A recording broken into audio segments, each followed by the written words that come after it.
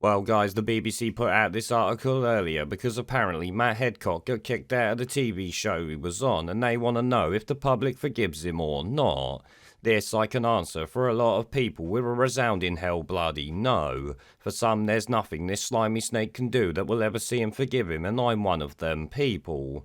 In fact, I myself consider him to be a pus-dripping septic spot on the arse of humanity, much like the BBC, which we'll actually get to in a moment.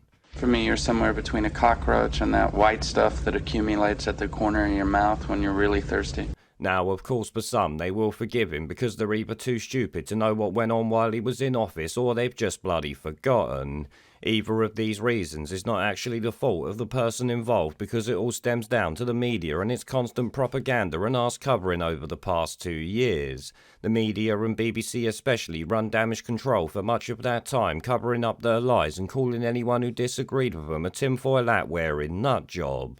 We're from Newsnight on the BBC. BBC? Yeah. No, thank you. Really? Fuck off, BBC, mate.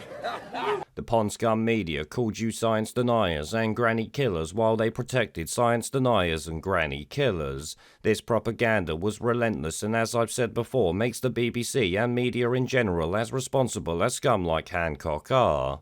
Now, though, we have the BBC asking if you've forgiven one of the most contemptible scumbags involved with all this because he went on a bloody TV show. Talk about taking the piss out of us, or what? Well, it's been such a tough year for so many people, and there's William Shakespeare putting it so simply for everybody that, we can get on with our lives. Excuse me? Yes, mate. Is Matt allowed to play? Sorry? Is Matt allowed to come out and play? No, he's clearing out his locker at the moment. Is he? He's had his play already. He's had his play already. Oh, and to top it all off, reports out yesterday said the BBC's in talks to employ that Van Tam medical officer twat after he resigned from his role in March. So the scumbags who belt-fed the population propaganda for 2 years are going to employ another scumbag who lied to the public alongside Witty, Valance and the rest of them. You really couldn't make it up, could ya?